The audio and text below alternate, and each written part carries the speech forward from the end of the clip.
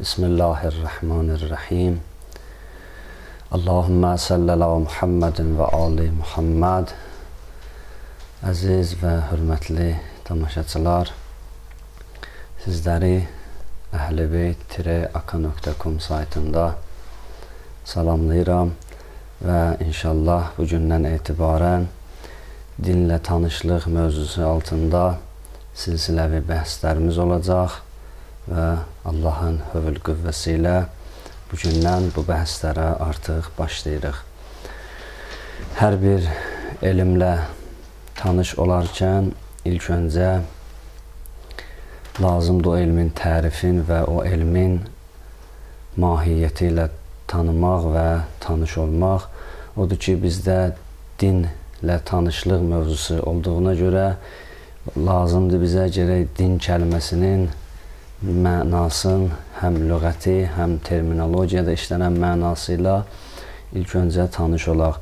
Din sözü lüğət baxımından itaət və cəza deməkdir. Yəni, insan bir növ dini mövzuda və dini məsələlərdə cəza, mükafat və itaətlə üz-üzə gəldiyinə görə Allah Teala Fatihə surəsində də buna dəlil olaraq buyurmuşdur. Maliki yevmiddin, cəza və mükafat gününün sahibi. Odur ki, dinin lüğəti mənalarının içindəki bir çox mənaları var və ən məşhur olan mənaları itaət və cəza mənasıdır.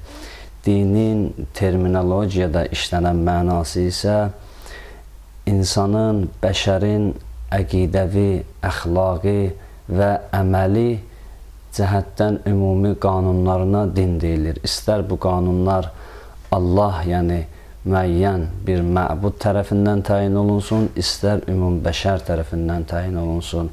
Ona görə din ümumi bir məfhumdur, ümumi bir anlayışdır. Bunu Qur'an özü belə bölür. Din batil din, haqq din.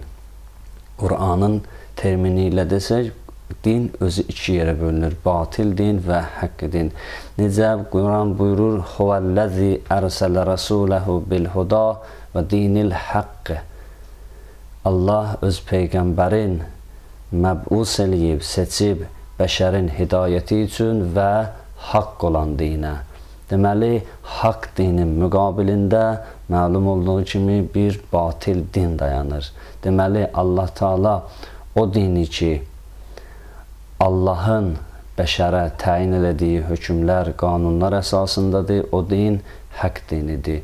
O dini ki, bəşərin özünün özü üçün təyin elədiyi qanunlar çərçivəsindədir, Allah o dini batil din adlandırmışdır. Və Qur'an-ı Kərimin Allah başqa yerində də bu haqq dini nura bənzədib.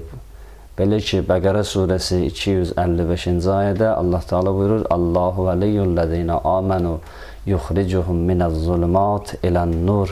Allah vəlisidir o kəslərin, onları zülmətlərdən çıxardıb, o kəslər ki, iman gətirib, Allah onları zülmətlərdən çıxarıb, nura doğru aparır. Deməli, Allah Teala dini bir növ nura bənzədib bizlərə və bəşərin həyatı üçün Allah Teala insanlara peyğəmbərlər və ilahi peyğəmbərlər vasitəsilə insanların, qanunların, insanların həyatının davamlı olmasın və insanların həyatında asayişi, insanların həyatında hüquqi qorunmaqdan ötəri peyğəmbərlər vasitəsilə Allah Teala bu dinləri ki, onlara səmavi dinlər deyilir, bizlərə göndərmişdir. Və məlum olduğu kimi belə bir sual da çıxa bilər hörmətli tamaşaçılarımızın nəzərində ki, əgər bəşər özü üçün bir sıra proqramlar, qanunlar tətbiq edə bilirsə, bəs Allah tərəfindən ilahi qanunlara nə ehtiyac var? Cavab olaraq bunu deyə bilərik ki, bəşərin tətbiq elədiyi proqramlar, qanunlar nöqsanlıdır, zəifdir. Çünki bəşər daima tərəqqidədir, inkişafdadır və inkişafda olan bəşər gələcək nəsil üçün kamil bir qanun tətbiq eləməyə qadir ola bilməz. Odur ki, din bizə bilavasitə başa salır ki, gərək bu qanunlar ilahi tərəfdən ola və Allah Taala'nın bizlərə təyin etdiyi qanunlar çərçivəsində ola. Allah Taala özünün peyğəmbərləri vasitəsilə səmavi kitablar göndərib və bu səmavi kitablarda bəşəriyyətin həyatın əhatə eləyən qanun və çərçivələr, qanun və hüdudlar tətbiq etmişdi. Ümumilikdə Allah Taala'nın Qur'an-ı Kərim vasitəsilə, Həzrəti Peyğəmbər salavatullah vasitəsilə səmavi kitabların sonuncusu və dinlərin kamili olan bir İslam dinini yollamışdı ki, o din insanların ta qiyamətə qədər əbədi səadətin qorumağa davam edəcək və hal-hazırda da edir. Odur ki, insanlar bu dindən savayı heç bir dində rahatlıq, asayiş tapa bilməzlər. Heç bir bəşərin qanunu gəlib İslamın qanunlarını əvəz edə bilməz. Çünki İslamın qanunları əbədi və insanlara səadət bəxş edən bir qanunlardır. Bəşər ictimai bir varlıqdır və çalışıb daima nizamlı, intizamlı qanunlar əsasında yaşaya və ömür sürə.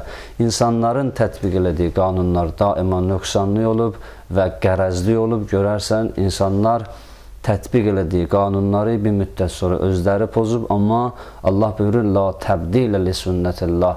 Allahın qoyduğu qayda qanunda Allahın izni olmadan heç bir dəyişiklik olmaz. Olsa da Allah Taala yeni bir hökmü yollayaraq və həmən hökmü qüvvədən salmağa Allahın yenə özü qadirdir. Beləliklə, İslam dininin 3 əsas prinsipi var. 1. Əqidə prinsipi, 2. Əxlaq prinsipi, 3. Əməllər prinsipi. İslam insanların həyatını bu 3 qanunla əhatə eləməyi bacarır. İnşallah bizim də gələcək bəhslərimizdə İslamın əqidə prinsipindən söz açacağıq və İslamın əqidə prinsipi nələrdən ibarətdir və nələri əhatə eləyir. İnşallah onlardan geniş söhbət edəcəyik. Vəssalamu aleykum və rəhmətullahi və bərəkatuh.